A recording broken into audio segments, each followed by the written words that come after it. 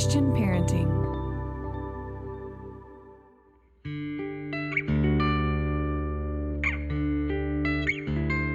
Aloha, friends. Welcome to the Boy Mom Podcast, powered by Christian Parenting. I am Monica Swanson, mom to 4 boys, podcast host, and author of Boy Mom, What Your Son Needs Most from You. Here on the podcast, it's my goal to bring you practical advice and biblical wisdom for raising boys in this sometimes crazy world.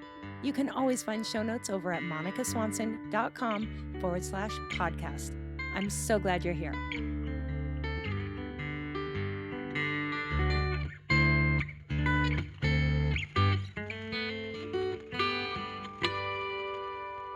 Aloha, friends. Welcome back to the Boy Mom Podcast. I'm so glad you're here. And today we're doing something a little bit different. I had a podcast episode planned for today that needed to be shifted around, but that's a story for another time. But I'm doing something I've been wanting to do for a long time and had planned to do soon, and it is an all Q&A episode. This is something I've thought I might do quarterly.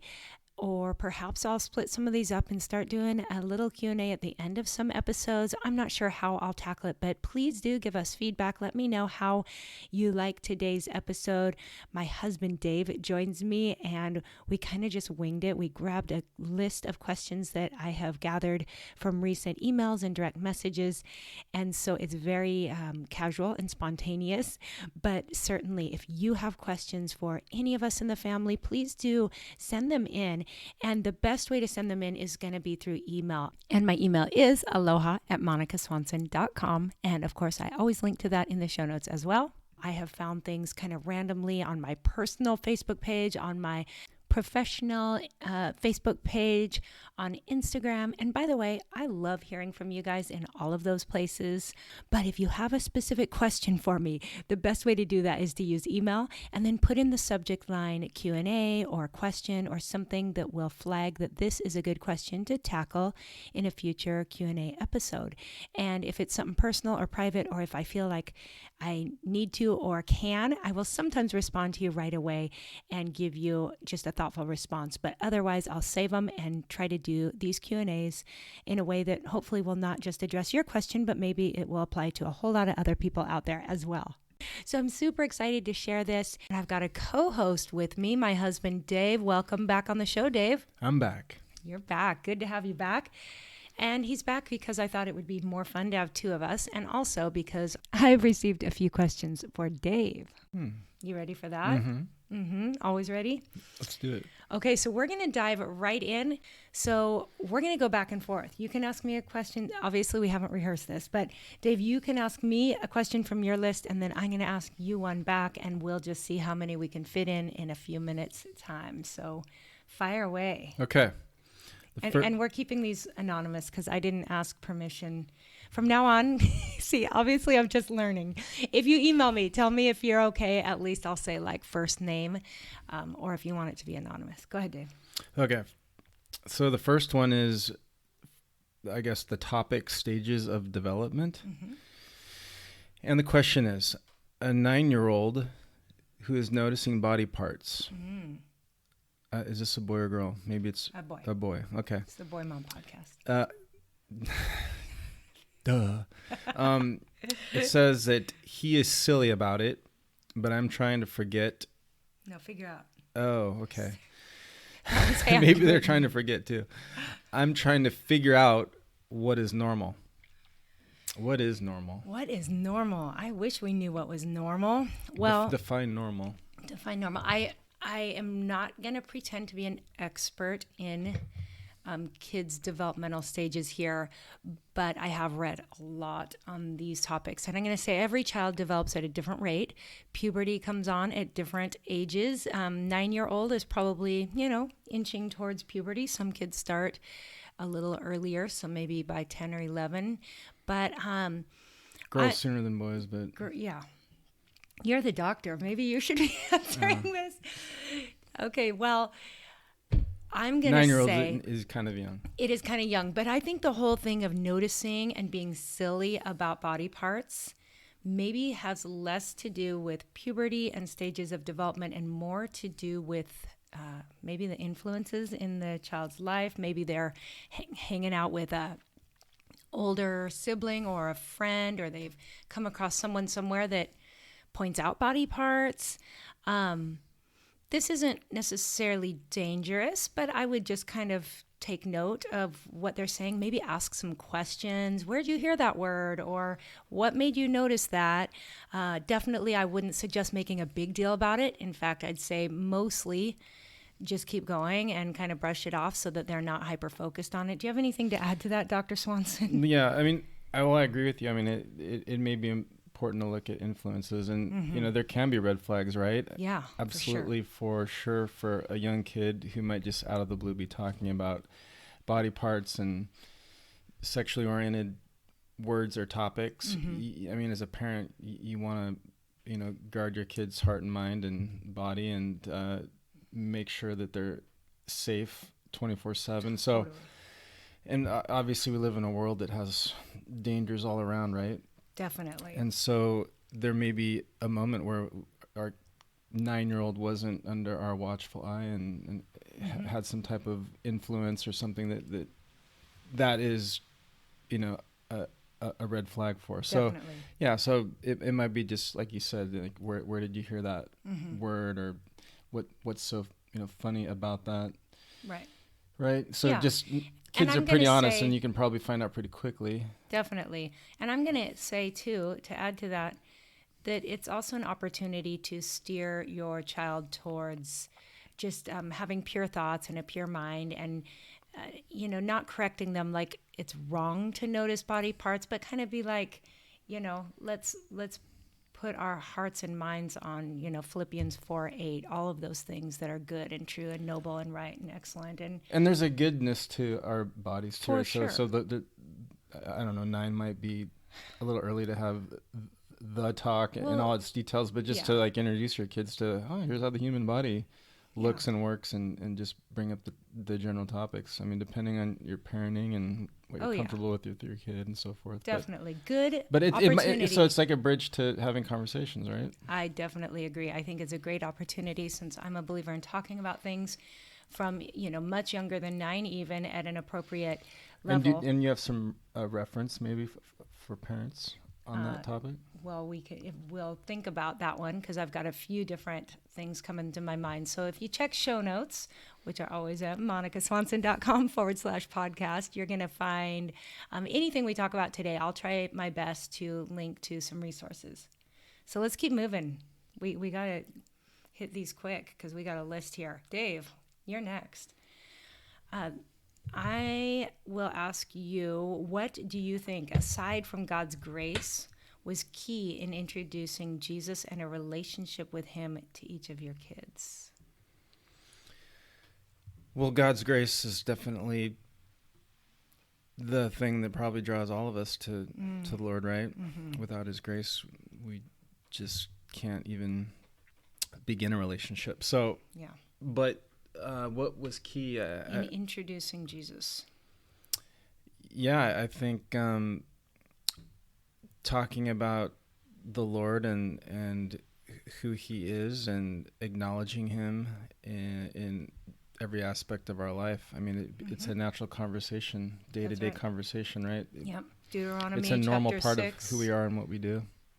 Yeah. Yeah. Chapter 6 and I believe 11, kind of all over in there. Just as you walk along the street, when you get up, when you lie down, talk about the Lord in your own life, right? Absolutely. Yeah, I think that's been our thing, is not necessarily, being super intentional about, okay, they're 3 years old or they're 5 years old, it's time to teach them about God, but like just letting it be an overflow of our own relationship with God. Yeah, I mean, we're not so much talking about theology, grace and forgiveness. We're just living out our own individual relationships with the Lord, and our kids see that. Definitely. So just being God's grace in front of our kids. Right. And then one of the things that has come up a few different times, but something I've appreciated that you've done is at night, your little role has been at bedtime tuck in to lie down with the boys, and from a really early age, teach them a couple foundational Bible verses. John 3:16, Matthew 4:4, some of those that are just foundational for their faith, and just reviewing them over and over. And so it's kind of going into their heart from a young age. Yeah, I mean, depending on our kids' age, stage of life, the questions that they ask, I mean, sometimes it's just, is the soil fertile? Yeah. Are they ready to receive, truth? And so every kid's going to be in a different place at a different time. But at some point, we've shared the complete gospel message with each of our kids. Well, and I think that's been woven in too, because we read so many books when they're little about, with the gospel message in it, so many books that point them to God. And so, yeah, I think I said we weren't necessarily intentional. I should be careful what I say. What I meant there was just that we try to be very authentic and natural in our own relationship with God. But yes, we have been intentional about then sharing the gospel message with them in a very simple way from a young age. Yeah. And I think the last thing is just like, you just as a parent need to be ready and obedient to that moment and follow through. Like I said, you're going to have moments where your kids are going to ask you a question about having a relationship with God, or a question on salvation. And just obviously as a parent, take advantage of those opportunities. Don't let them slip by, because that's the opportunity. That's the open door. That's maybe when God's provided you with that unique moment in time for them to hear God's truth and receive it. Yes, and I think that those things come up throughout time a little bit deeper and more, and you can revisit. Never think, oh, I've already covered that, they've got it now. Kind of like the sex talk. Like it should be an ongoing conversation. So I love that. And then also, I think somebody else sent in the follow-up question that I'm just going to keep this going, is about doing devotions and when we would have our kids do devotions on their own. But since it relates so much to this question, I'm going to just say too that from the time they're really little, we do what we call devotions, or quiet time, which means usually mom, who's home, will sit down and read a little children's devotional, children's Bible story, and then pray with them every morning. And at different ages, they're kind of ready to start taking initiative and doing that on their own. Levi's 10, and it's kind of hit or miss. If he gets up occasionally, he'll grab his own devotional and just sit, or he'll read Proverbs and grab his journal and jot down a proverb and a little prayer, which makes me so happy. But other days, he's not thinking of it, and so I pull him into me and say, let's do this together. So I'd say anywhere from 8 to 12, kids are ready to start being independent on their devotions. Yeah, I think so. I agree with you. Okay, good. Now you have another question for me. Okay, the next question is... This from Boy Mom. Someone's referring to my Boy Mom book. Okay, I got it. You say in the book, I don't tolerate disrespect, i.e. eye rolling, door slamming, back talk, etc. My question is, how do you handle it when it does happen? While I'd like to say I don't tolerate those things, my kids still make their own choices, and I often don't know how to handle it when they choose to disrespect. Oh, too bad. Our kids are perfect, and they never have done any of those things. It's hard to fully understand that question. I'm just kidding. Just kidding. Thank you for that question. And yes, this person is referring to my book, Boy Mom. If you don't know, I wrote a book called Boy Mom, What Your Son Needs Most From You. You can find it on Amazon, and it's got 12 chapters, What Your Son Needs Most From You. So what did you mean by I don't tolerate disrespect? Yeah, that's such a good question, and I'm sorry if I wasn't more clear there, although I do think in that chapter I go on to talk a bit about discipline and discipline at different ages. But I do believe that particular part was more about the tween and teenage years, where kids might start to get a little sassy and give you a little bit more attitude. And so when I said I don't tolerate it, what I was referring to was we try to just set a standard such that it's not acceptable from the beginning. So let's just say one of my kids might be testing the waters a little bit, and let's just pretend Luke would never do this, but we're just going to say, if I told Luke to do something, maybe an extra chore or clean up his room, and he rolled his eyes, I would right there in the moment say, hey, buddy, let's stop. I'm going to say what I just said again, and I'm giving you an opportunity to respond to me respectfully. And so what that's doing really is nipping it in the bud. Nip it in the bud. Yeah. If somebody slams a door, Nip it in the bud. nip it in the bud. I'm going to follow them, open the door, sit down on the bed and say, listen, I love you. And because I love you, I am not going to tolerate that kind of behavior. We need to practice. And this Ginger Hubbard and I just had this conversation last week, actually. And I think it's just super important at all ages. Kids can practice. So say, what could you have said? How could you have responded to me? If you don't appreciate what I said, you can tell me that respectfully, but you do not slam a door. Now, that's if it's a first-time offense or it doesn't happen very often. If you're listening to this and you're like, oh man, my 14-year-old or whatever is often disrespectful. Dave, any thoughts going through your head? What you can do? You know what? I hate to say it, but it's on the parent because they didn't nip it in the bud. Right. And once it's gone that far, it's a full on like retraining, reconditioning. So Can it be done? Yeah, it can. Definitely. Just through effort. But it's those parents that like get on it early and you see the product, you see those kids that just are well disciplined, appropriate behavior. It's a beautiful thing. Like you and I both take note of that when we see kids that we can tell the parents put in the time, they didn't let things slip and slide.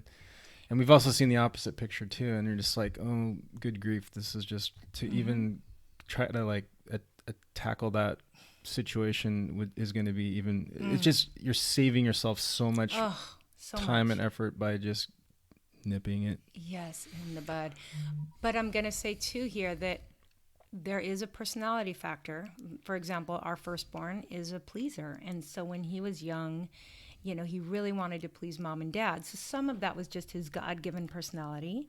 We've been talking recently about birth order, so some of that's going to play a role. And then also, our fourth son is probably the one that gives us the most attitude. And I've confessed that I own that one because I don't think I put as much time and energy into training him when he was young. So now as a 10-year-old, I'm having to retrain some of those things. And I'm committed because I don't want it to be a 16-year-old thing. It's one thing at 4, it's another thing at 10. By the time they're teenagers. So what do? I'm going to say what I'm doing right now is I'm really clamping down. First of all, I have sat down and just said, listen, there's a few areas I've seen you being disrespectful. And I know I've let some things slide in the past, but I will not anymore. We really need to work on this. It's because I love you and because, hey, mom's worthy of respect. Like it says in the Bible to honor your father and your mother, and it's for your good. Yeah, so we connected to, again, back to our relationship with God, right? And ultimately know that the best way for our kids to get where we want them to go with their behavior or their attitude is a change of their heart. So if we connect their behavior to wanting to honor and please God, then they're seeing this thing way bigger than just them or them and their relationship with their parents. They're seeing this as a God thing. Yes, and so good. And then we can let God begin to work in their heart, and then it becomes a spiritual matter. We're allowing God now to be the one that really modifies. That's right. But it's us speaking that truth to them, right? Yes. About honoring God and. Yes, and I think too that if it's something that's already kind of become a habit or normal, that there's going to be a big adjustment, and so. It's retraining, and you will need to give a little bit of grace at the beginning, but I think it might be like, hey, I just noticed you do this. I'm giving you a chance right now to pull back, apologize, and now let's redo that. Yeah, and then there's this may or may not be the place for it, but I mean just your strategies for how you get behavior on track. Yeah, currency. Yeah, find their currency and give consequences. And so, what's your currency? So what do you mean by that? For Levi, it may be right now his kendama. Taking his kendama away for a day, he would feel that one. That's his currency. It might be his iPad that he likes to play games on sometimes.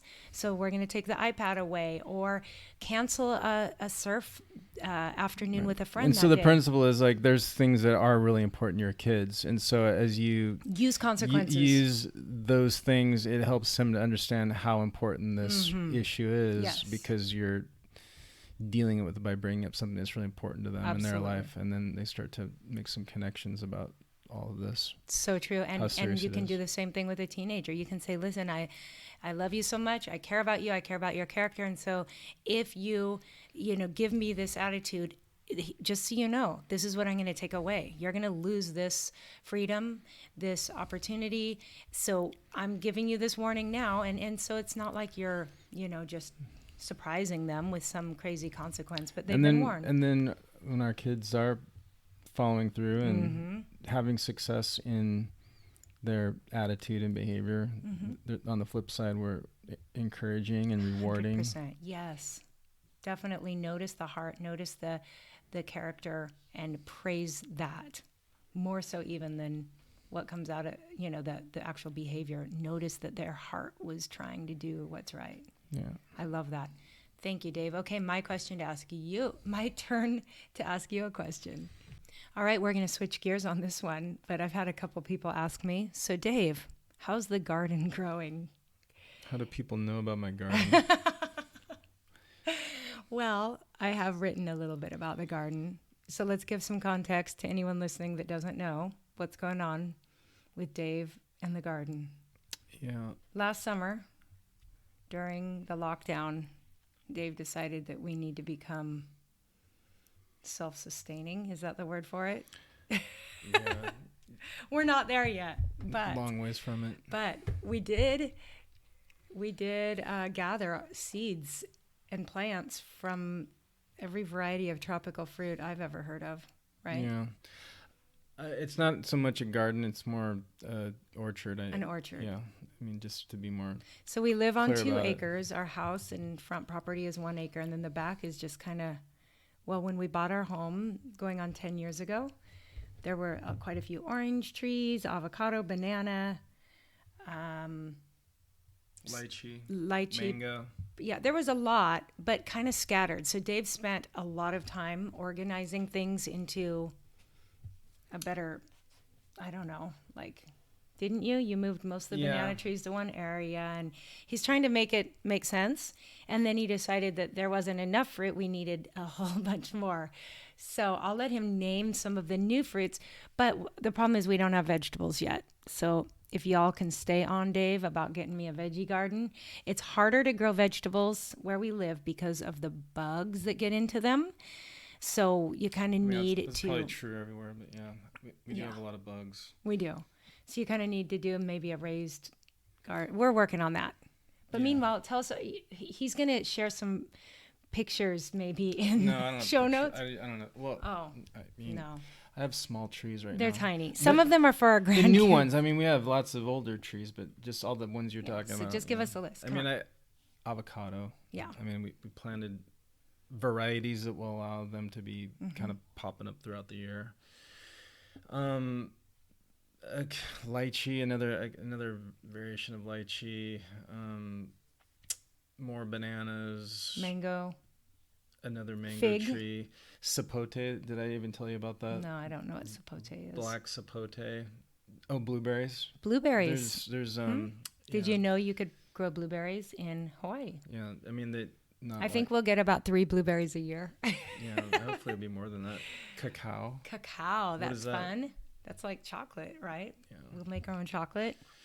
What else did I plant? Mangosteen. Fig. I said fig. Oh, you did. I don't. Guava. And lilikoi. Lilikoi. We've got a it's actually lilikoi popping out right vine totally taken over our fence, which we did on purpose. Okay, well that's good enough. Not everyone listening cares. So Okay. Dave could probably turn this into a garden podcast. But overall, would you say things are going well? Yeah, everything's still growing. Yeah. Nothing's died yet. Nothing's died. You've done a great job. We'll see. Someday, maybe he'll be full-time gardener. Okay, one more question for each of us, and we will wrap this up. So let's maybe get back to a parenting question next. Okay, so the next question is for you on being a homeschool mom and keeping balanced. How do you, or what do you do to get exercise in your busy day as a homeschool mom? That's a great question.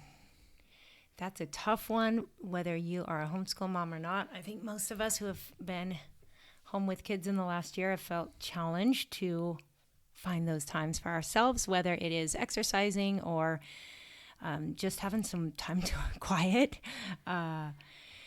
Self-care is important. And so, yeah, even when kids are young, I really encourage moms to find a way, however you can, to get some time alone, to get some time alone with your husband, to spend time with girlfriends, and definitely exercise. So, yeah, thankfully, the boys are now at an age where I can slip out for short periods of time and trust that they can get something done. I remember when our boys were little, I had the double jogger. Remember that, Dave? Mm-hmm. Those things they're great, but you know what? That was hard. Having the double jogger, and all you want is to clear your mind and go run, and like kids are turning around the whole time. Mom, I dropped my juice. Mom, do you have a snack? So God bless you if you've got little ones and a double jogger or a single jogger.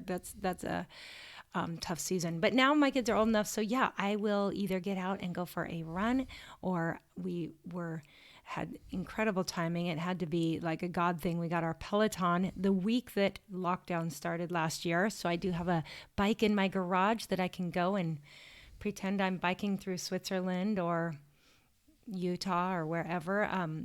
So I get on the bike or go for a walk/run. My runs have become as much walking as running in the past year, but probably 3 to 4 times a week. And when Dave is off work, we like to get out and go for a run together with Thor, our dog. But it's not a lot. I don't do a lot of exercise. How about for busy dads, Dave? We're working on that one. Go ahead. Exercise? Yeah. Why are you laughing? Surprise, this is coming back at you. Well, you know that I don't have much of an answer. Well, Dave is like the most naturally fit guy you'll ever know, but he's not very consistent. Yeah, You run with me at least a couple times a month. Yeah. No, I mean, at the hospital, I'm running up and down stairs. I try not to use elevators, so I probably get some. Yeah, he puts in miles, but it's not like cardio. No. And you've been lifting some weights lately. Just small kind. Yeah. Probably because Luke's doing it. Yeah. Just inspired me. So men and women both need to exercise, including resistance work in your middle age years. Don't lose that muscle mass. No, it's super important. Okay, so yeah, fit it in, find a way, get creative, swap with a friend, have your husband help out, but it is so important more than anything for your mental health to get your blood pumping. Yeah. All the good chemicals are released. You feel better. You're happier. So get exercise and get sleep. Okay, Dave, one more for you. And I like this one. Someone asked what you do to support your wife who homeschools your kids. What do you kind of see your role as? Going to work every day, get up in the morning and go to work. Okay, that's super appreciated, because I don't know exactly what you mean by that, but if you didn't work hard, I wouldn't have the privilege of being home. Well, yeah, I mean, I still work, but I work from home. Well, yeah. Yeah. I go to work, I have to pay the bills. Yes. So, what else do you do specifically to support your wife? Oh, I don't know. I think I encourage you and your endeavors in your homeschooling, and I try to be helpful when I can. Pitch in. You check on in a couple with me too. Assignments and tests with the kids, and when I'm off, I actually enjoy it. I mean, you know that, right? Yeah, because it's fun. I'll have Levi save his science and say, just do it with Dad when he gets home. Yeah. Last night, Saturday night, Luke was, we're recording this on Sunday. Luke was history test. Yeah, studying, and you were quizzing him. So you step in. Yeah.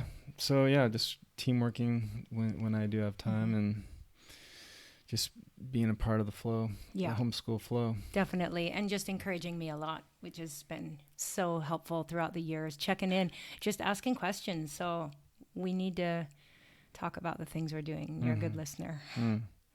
So to the dads out there, just encourage, be supportive. Yeah. Show interest. Mm-hmm. Pitch in when you can. Yeah. Be a homeschool dad. Homeschool dads rock. We appreciate them. And I'm just going to venture to say that all of those things are really great ways for dad to support mom, whether you homeschool or not. Okay, guys, if you have more questions, we will try to do this more often. Like I said, at least quarterly, and you're welcome to send in questions for Dave, myself, or anyone in the family. And we just appreciate so much that you spent this time with us. Dave, any final words of wisdom? Being a parent is the most important job you'll ever have. Ooh. So take it seriously and have fun when you can, and enjoy it when you can, and it goes real fast. It does. Good word. Thanks, Dave. Yeah. All right, friends. I hope you enjoyed that Q&A, and hopefully something in there applied to you or encouraged you in some way. I just want to thank you again for being a part of this podcast community. Thank you for your ratings and reviews. If you haven't left one yet, this would be a great time. As soon as we're done here, just scroll on down on your phone and hit those 5 stars, or leave a few words about what you love most about the Boy Mom podcast. And just thanks for continuing to share this podcast with your friends. You might want to just take a little screenshot of your phone and share it to social media. Put it in your Instagram story, tag at @MonicaSwanson_, and that'll make my day, guaranteed. And hey, heads up, next week's episode is going to be a really fun one. I got to interview Corey Robertson. Yep, that's the Duck Dynasty Boss Hog's wife. And she's so cool. And it was so much fun to talk to her. We're going to talk about her book and her family and just a lot of fun conversations. So do come back for that. Spread the word that she'll be on with me next week. And we've got a whole big lineup for this whole spring. So stick around. Tell your friends about the podcast. Have a wonderful rest of your week. And until next time. Aloha.